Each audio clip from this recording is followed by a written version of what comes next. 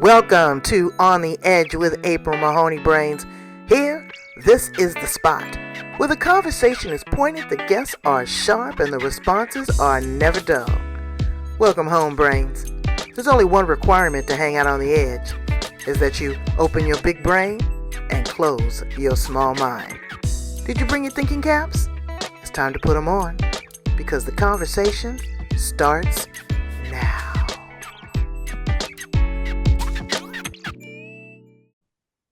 Welcome to On the Edge with April Mahoney Brains. You're at your favorite spot. Oh, yes. The podcast where the conversations are pointed, the guests are sharp, and the responses are never dull. Returning to us on the edge is one of my dear friends and favorite guests, Jennifer, movement specialist. Remember the last interview? I'm going to have to run it again so you guys will know. We did a little exercise there. She does distant healing from the core and is a new code of neurolinguistic programming, NLP. And the best part about it, Brains, is that she's written a book. So she's going to share all that with us and some more good stuff. How you doing, Jennifer? I'm great, April. How are you? I can't complain about nothing. I've been getting out walking every day. I'm going to be going to Europe, and you know that's a lot of walking. I got this kink in my hip, and I tell you that sciatic nerve is wearing me out. Got numbness down the side of my leg, so maybe you'll be able to coach us on some of that and then some. Tell us what's new since the last time we talked. Oh my gosh, there's been so much going on. I have released my Balance in Motion program a couple of times, which combined all of those modalities that you mentioned, the Feldenkrais Method, distance healing from the core, which involves some meditation, healing on a cellular level, and the neurolinguistic programming, which is new code developed by John Grinder and Carmen Bostic. And it's just been so much fun to put those three things together and develop my own signature healing modality. I don't have a name for it. I just, combine those all. And I have an eyesight program that I put out this past summer that combines the Feldenkrais method and some other techniques. And I just wanted to prevent my eyesight from going bad. I was starting to see blurry, didn't want to go ahead and get the glasses. So I taught the class, and it's just been amazing how much better. I couldn't read the back of my insurance card. And after partway through the course, I was able to start reading that small print again. What, So from the exciting. Feldenkrais method? It was the Feldenkrais method. Yeah. Yeah. Tell us a little bit about that. What is that? Yeah. So the eyes, there's 6 muscles around each eyeball, and they're very small, but they all need to be coordinated together. They need to know how to contract and relax to completely adjust our focus, whether it's far or near. And the muscles of our eyes affect our entire body and vice versa. So if we have tension somewhere, it's going to affect everywhere, including the eyes. So how do you stretch the eye muscle besides bucking them and rolling them? Well, it's not so much That's stretching. pretty good. That was pretty good. It goes beyond stretching. If we think of it more as lengthening, that would be more accurate. So lengthening, which is how I approach all the muscular work I do. Sometimes stretching can have a rebound effect where it's going to cause more tension, right, compared to using a dynamic movement of lengthening. So, for instance, we'll be standing up on your feet, and I'll be guiding you through twisting and turning methods where the eyes are going to be leading the movement, or your head will lead, or your hips. So it all gets coordinated. So the better everything functions together, the more lengthened your muscles can be. That's pretty neat. Now, of course, they need to contract to move, but coming back to that lengthened state is going to be more optimal for the better movement. Okay, so that's good. I like that. I've never heard of that. Again, when I do yoga or whatever, she will give us certain movements or certain suggestions, like rolling the eyes, bucking the eyes, moving the head back and forth. But people forget that those are muscles, and the only time they worry about them is when you hear that you have glaucoma or you've got eye strain. But if you can improve your vision, that's great. Now, how do you incorporate NLP or neuro linguistic programming in your work? That's all about how we think about our health, ourselves, our life in general. And I incorporate it by teaching people how to tap into their unconscious, their subconscious, to trigger their brain into a healing state. And my story, the reason I really like it is I was having sinus pain. I moved to Washington State. Every time it was going to rain, my head, my face was just throbbing for a decade at least. And I took the NLP training and I made it's so interesting. It sounds almost too good to be true, but I was able to train myself to not have that reaction to the rain. So I no longer get migraine headaches and sinus pain to that extent. I don't get them at all. And then I was getting the pain from scents, cleaning supplies Right. or the traffic. And I said, you know what, brain, I forgot to make that deal with you. Let's make a deal that that's not going to trigger us anymore either. And it worked. It worked. Well, I've never heard of NLP being used that way. I've always heard of it being used as far, well, again, the power of suggestion after you Mhm. have been hypnotized, or if you are trying to change your mindset, you're trying to manifest, but I've never heard it used in that capacity. So that's brilliant. Was that introduced to you, or is that something that you came up with yourself? That was introduced to me. I don't know if we mentioned on our first podcast, but I had been diagnosed with the brain tumor when I was 21 in college, studying to be an occupational therapist. And it was around that time that I was realizing that the traditional medicine on a personal level wasn't really where I wanted to be. And also as the therapist, as I was doing my clinicals and watching people, they weren't getting to spend time. The patient therapist time was so limited, and so that's when I started searching for the holistic health, found the Feldenkrais method. And when I got diagnosed with my second brain tumor, I found a You had person. you had two, girl. I had two. I had two. And that's when I met the trainers for the new code, neurolinguistic programming. And I jumped in. I was still healing from my second surgery. And I just knew that I had to take it further and, really get into tapping into the cells and healing on that cellular level. I mean, I'm a full believer that your thoughts can affect your health and Well, diving you know into what, that deep. Jennifer, two things. Mhm. One, I want you to talk a little bit, if you don't mind, about what that experience was, because when someone says brain and they say tumor, they put them together, they automatically think a death sentence. They're going to lose their speech. They're going to lose their mobility. I mean, because the brain is the think tank of all. So, how did you how did you process that the first time, but then the second time, I know that was really mind blowing. Well, the second time around, the first time I was way young and kind of in denial almost. Funny thing, I wanted to be, or maybe not funny, but I wanted to be a brain surgeon. I was studying occupational therapy. Oh, I really want to be a brain surgeon. And now I know, maybe I should have clarified those thoughts a little bit more if we want to think about that. Right, right, right. And then the second time around, I had to go with the fear of I've already done this and now it's back. What am I going to do? It didn't work the first time.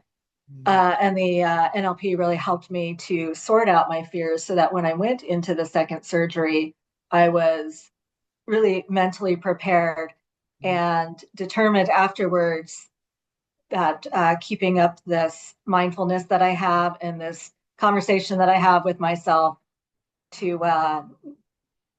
keep all this stuff from happening again, to stay healthy, to stay And healthy. technology and medical technology is brilliant now. Brains, it is Mhm. minimally invasive.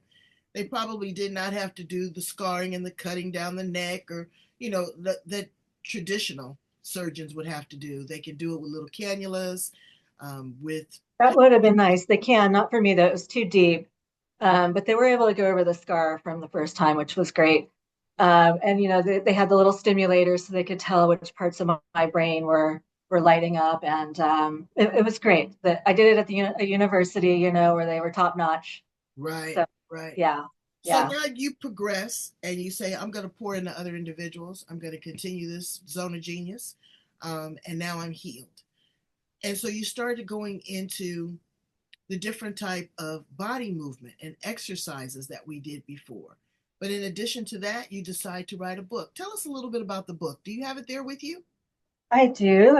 It's right here. I wrote it with some friends of mine, and we were just talking about how the world is so much more open now with the internet, with Zoom, with these platforms that we can bring our skills into the world. So it's called Own Your Expertise, and it's really about boosting people's confidence to talk about themselves and to talk about how they can reach more people. And my story is partly what I already told you with, how my own healing has brought me into where I'm at now. And, I want you to read how, a little excerpt for us because people, number one, don't talk nice to one another, much less talk nice to themselves. It's that conversation. I know sometimes I wake up between 3 and 5 in the morning a lot. And I happen to be on the internet, and Joe Dispenza popped out. And he said to me, Are you one of those people that wake up between 3 and 5? It was scary. And I was like, Yes. And he gave me specific instructions as what to do. And the first thing was not grab the device. That's the last thing you do. You go into a state of meditation to put the brain in the beta, theta, alpha stage. Then you yeah, do some exercise and you talk to yourself to set up your day, program your day, but also be grateful and appreciative, good, bad, or indifferent, because these are all learnings. And we're only on this planet for two reasons: one is to learn, the other one is to teach. right.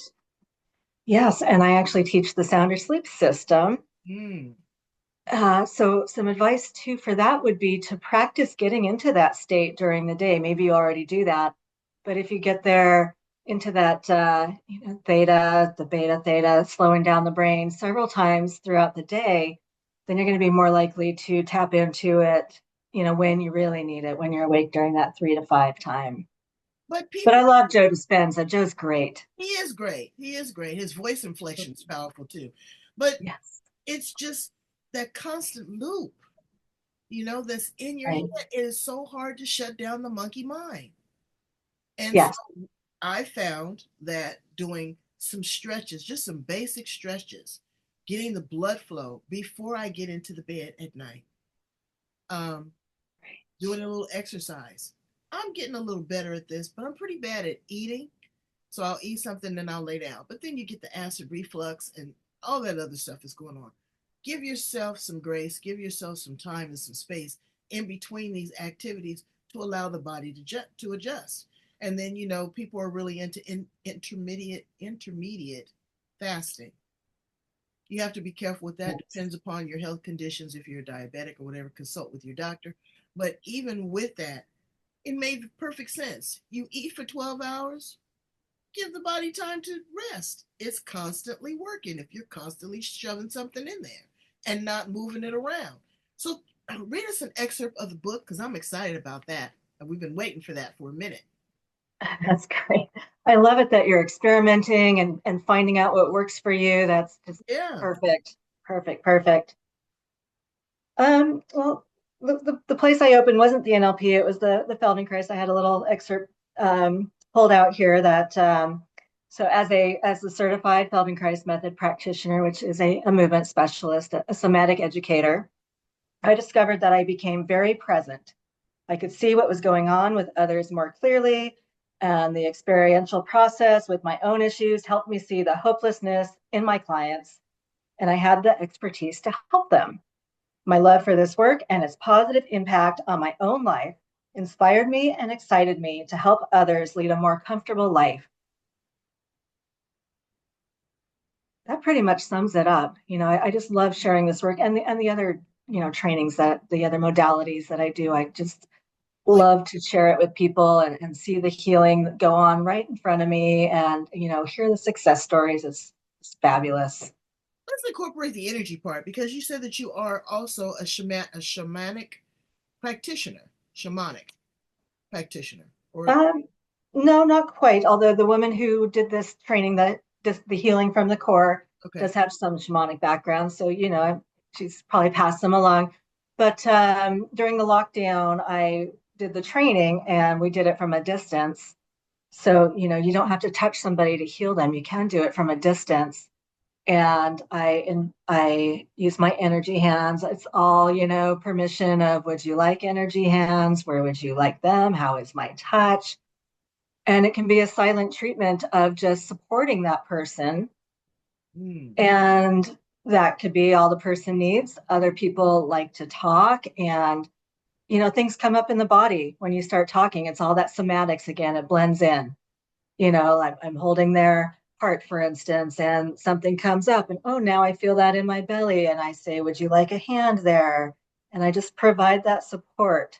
Hmm. My Feldenkrais friends and colleagues who I've practiced that with when I was training, they said, wow, I feel like I just got up off of your table. Hmm. So it's been great that I can combine the verbal guidance of movement in the Feldenkrais method and now also have them feel my hands as if they're on my table, so I can do in-person and online work with Tell us about the amazing place people. that you hold space in your clinic.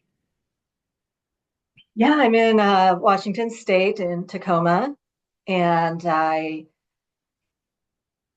invite people in again individually. I support people with my hands, so actual hands-on touch to gently move their body for them. So it's different from my group classes where I verbally guide them through movement. Instead, I'm taking over the work. And at the same time, I'm talking to their subconscious and reprogramming the brain, remapping it so that it learns different possibilities for movement. And of course, that decreases the pain and improves the flexibility and the strength and the balance. What are some suggestions that you have for individuals that have been laying up like lunch meat? You know, they haven't moved in a minute. They sit there at their desk. What I have done is, again, I found myself getting pretty kinked up. I've got a little weight ball that I sit here. Actually, I use this chair as my friend to twist my waist. I have a bike peddler up under my desk. So I try to incorporate healthy habits. When I'm editing, I'll try to do the weight ball or something. I try to incorporate different things in my life because I'm a woman of 62 years. And if I don't continue to move it, I'm definitely going to lose it. We lose the muscle mass, we lose the bone density, but we also lose the willingness and the ability to just get up and put your tennis shoes on. How would you encourage us? Right. Well, you had the first, what you were saying to begin with was right on with having that awareness. You're aware of what you're doing, you're using curiosity of what else can I do to help this? Something simple for desk workers is, well, you don't have to get up and move to exercise and get moving. You can be sitting, right? As you know. We could, in fact, let's do something with the eyes right now. So you and I are both sitting. We're both at a desk for a while. It sounds like you are quite a bit, and we know some of the listeners are. So something that we can do to help with our posture is to establish the support through our bones. Mm. And we can do that with some gentle movement using awareness and curiosity. So we're just going to feel your weight on your sit bones to start with. Your feet are going to be flat on the floor. So if you need to scoot to the edge of your chair, do that. Mhm. And then we're just going to do a little rounding down, slouching movement. Mhm. And then come back up to your starting position. And we'll do that again, going down. This is all about moving through this range And then as you come back up again, go ahead and do that. In the background, your brain is calculating, where do I feel the most stable? What are my options here? Are we pulling in our core muscles as well? No, you're not. Okay. In fact, as you crouch down, you can just let everything go into gravity. As you come back up, your pelvis, the top of your waistline is going forward a bit. That's it. And let's add in the eyes. So as you round downward, have your eyes go upward. Even though your head's going down, you're getting shorter, but your eyes are going to roll up gently. And then as you get taller, have your eyes move downward. Oh, that's a trip. And then shorter, your eyes go up. Interesting, huh? Yeah. Yeah, I'm trying to focus because it takes work. It's not just as easy as it seems because you And really have to be then conscious of that. get taller and look down. And then let's go ahead and stop for a bit. And notice if you settle a little bit differently into your chair. Do you feel like you're using the same amount of effort to stay upright, or has that changed? Oddly enough, I feel it in my throat. I feel What are it you noticing in your throat? like almost like it's a little elongated. It's like I've tethered something. Yeah. I've tethered something. So it's really really interesting to do those exercises. Do you have a online course that you're teaching? The I do. I have several. I do have a regular Friday, 10:30 a.m. Pacific time online course where we get into more details of this movement. They're 45 minutes to an hour of retraining your brain, providing options of movement, spending a whole 45 minutes to an hour of being aware and curious. It's a great way to, again, rebuild that strength and flexibility and balance and ease of movement, improve comfort. I have a Healthy Joints Free to Move mm, 5-day course coming up. It's just a short amount of movement every day, 15 to 20 minutes. That's in April. And I have a Move with Confidence course coming up in either the end of April or the beginning of May. I'm finalizing those dates. What I have for the guests is my short lesson. We call these lessons rather than exercises because right. you are retraining the brain. It's called Unkink Your Neck with Ease. Mm. What I love about it is I was working with a woman who had been in a couple of car accidents, truck, car, pretty bad. And she did the Unkink Your Neck with Ease lesson. And she met with me the next day and said, "Oh my gosh, Jennifer, I could get out of my tub for the first time in 10 years. Her hips were moving better. She felt balanced. There was no pain when she got out of the tub. It was amazing." What I find amazing with what you do is, brain, you don't overthink it and you're not overexerting yourself.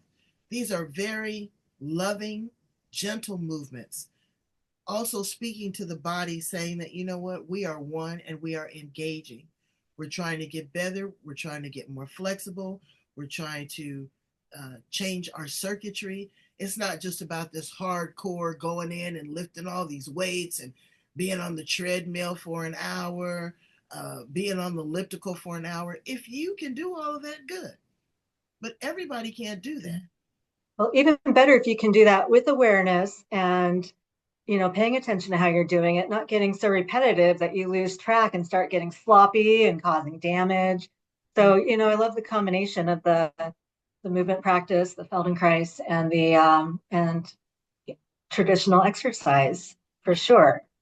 So Um, now, Feldenkrais, how did you get involved in that program? yeah, so that was when I was in the college doing the traditional therapy schooling at a university. Thinking, well, maybe this isn't exactly what I want to do. My cousin introduced me to a practitioner in Washington State, and after one session, I had some shoulder injuries in high school and gymnastics. Shoulder pain was gone, and I was just being carried uphill. I lived down in the near the waterfront, and we were walking up the big hills. It was effortless. Mm. Like it wasn't hard before, but it was just super easy. Everything in my body was moving so well. So I signed up for the 4-year training. Oh wow, 4 And years? 4 years That's of like training. that's like chiropractic or something. That Yeah, and it's experiential. You go and you're doing the movements, you're practicing with each other, hands on, and that's another thing I love about the work is that you know what it feels like. You have your own solutions and witness what your other classmates are finding beneficial for them, and just such a great training. I love it. well, let's talk about some other fun stuff that you do there in Tacoma, Washington. If I came up there to visit you, where would you take me? I would take you south. I would take you to Mount St. Helens. Ooh. I love that area. Just such a unique environment, that it erupted in the 80s. And I just, such unique flora, fauna. I've climbed it 3 times. I've been to the top of the rim 3 times. Just Wow. absolutely love it. Love the view. You get up there and you can see all the volcanoes, the string of the Cascades, north to south. It's just beautiful. And then we could go to the rainforest Ooh. on the other side of the state. Well, I'm going to come up that way, and then I'm going to stop through there and see you because I have never been to Tacoma, Washington. I've been to a couple places in Washington. That's really fun. If you could have a conversation with the 25-year-old Jennifer Yagos, what would you say to her? No. 25-year-old Jennifer Yagos, rhymes with Vegas. I forgot to tell you that in the beginning. Um, I would tell her that, hey, you don't have to worry. You're on the right track. Everything's going great. Everything's gonna be great. All these experiences that you've had they happen for a reason. They've made you stronger and they've made you available for helping others through their hard times. That's beautiful sentiment. If you were appliance in the kitchen, what appliance would you be and why? That's right. You asked me this before. You might have changed. I know, and I don't remember what I said last time. So I am going to pick my stove, my stove because it has, the power to generate so much energy and movement. We know that heat, increases movement. So I'm seeing that as a great analogy for me this time. I'm going to be the floor swiffer. The floor swiffer. The And floor what is swiffer the reason? Do you have a reason for that or just because I like it clean. I like a clean floor, and the floor always gets so messy. A lot of debris falls there, so we want to clean that up. It gets sticky. I don't like a sticky floor, so I think I'm gonna be the floor swiffer today. perfect? What planet do you align mostly with in our solar system? I don't know anything about astrology, but I can tell you that I love to see there's two, but I will pick Venus to start with because I just love seeing that as the first Mm, star at night. I love the sunset. I love the changing and I love sunrise too, but I'm more often awake during the sunset. So I just love the brilliance of that star coming out. that's And good. then to see the red of Mars right there. It's, Yeah, I think so it's an aesthetic connection to the, I'd be like Saturn. I like all the rings. I like all the energy. If you could yes, time travel, if you could go back, stay here in the present, or project to the future, where would you land? to go into the future. If you could go to the from the past, stay here in the present, project to the future, where would you land? The future, huh? So are you thinking that you want me to tell you the year or the place or Just you could tell me the year, place, or you could just whatever I look it want? up. Yeah. Okay. I am going to go, let's go 15 years I'm going 15 years into the future. And I'm going to be surrounded by beautiful trees and mountains and rivers. And I'm going to be available to reach the whole world through the internet, continuing to provide healing and help for those who need it with these wonderful modalities that I've been gifted to knowing and finding out about. And at that point, I'm just going to have everything really so well streamlined and readily available for everybody that it's just going to be a breeze. Well, I'm looking forward to it because, I've traveled the world, and there's been a couple places that I've seen, like Alaska. The first time I saw it, I was in awe. The second time I saw it, I was in awe, you know. And Mm-hmm. things are changing so fast. Um, so, what we want to do is stay in the present, enjoy the moment, and help us prepare for a brighter future because things are changing. The weather, the climate, the food, our, relationships with one another, everything is going in a different direction. Am I scared? I don't know because, yes, I would say that because there has to be a element of trepidation in any sort of change, you know, changing Yeah, your body, your hair, your friendships. There's always a little skepticism in that. But if we have great people like you that help us move through it in a gentle, kind way, a loving way, where we can talk to ourselves, where we can touch and we can heal, I think that we are on the right path. Thank you so much, Jennifer, for being here on the edge with us again. Uh, we're gonna have to figure out what we're gonna do next time. I'll put my exercise clothes on and we're gonna do a full-on, 30-minute session and run that because I want people, I'm gonna run your other interview too. I want people to really see this in motion. I want you to feel it. It's not overwhelming. It's so loving. It's so gentle. it And really is. and Yeah, it is very impactful. It's very impactful. It's not like a yoga. It's kind of, if you wanted to compare the feel of it, it's kind of like a maybe a little bit more than a Tai Chi or exactly. a Qigong.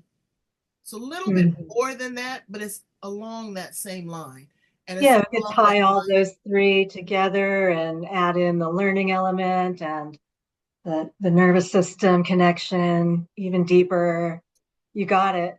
That's You crazy got it. good. I'm telling you, Brace, I pay attention to my guests because they are winners. Tell my Brace how to get in contact with you and also how to purchase a copy of that book. Yeah, my website is motionfreedom.com. And by the way, in this book, which is Own Your Expertise, right now it's on Amazon. I have the recording of the full lesson of what I was guiding you through to begin with. It's called Sitting Up Straight, which really there's no such thing as straight, is kind of my point. It's more of finding that for you, where is your straight? So I should say there's no defined straight such as in a textbook. I really help you in that recording to find your own individual optimal posture. Thank you for that because You're welcome. I had a girlfriend that would say, pull those shoulders back, stick your chest out, hold your stomach in. Oh, she was big on the posture. She was, but Uh-huh. sometimes that's not comfortable for everybody. Sometimes you got to tweak it. So thank you for allowing us that flexibility. Brains, you are flexible as well. I want you to go in. I want you to take a look at the book. It's on Amazon. I'm going to leave all the information down in the show notes. We're going to leave Jennifer's information on how to get in contact with her. Tacoma, Washington. You can be anywhere in the world. She's just a point and a click away, or you're there in the Washington area near Tacoma. Go in and get a experience of a lifetime. Um, I want to thank you for following us here on the Edge. We have now moved to Spreaker because Blog Talk disbanded, but it is an Apple product, and you can still find us on LinkedIn and Facebook and Instagram and YouTube all over the planet. So thank you so much, Jennifer. And by the way, I meant to tell you, I love that blouse. That is gorgeous. Oh, well, thank you, April. I was thinking the same about yours. Well, thank you. Thank you. See, Brace, and give Yeah, somebody a compliment. That can go a long way. I right. appreciate you so much. Come back and see me again, okay? Likewise. Yep. I'll see you soon. All right, baby. Bye bye. Bye, Bye bye. Brace.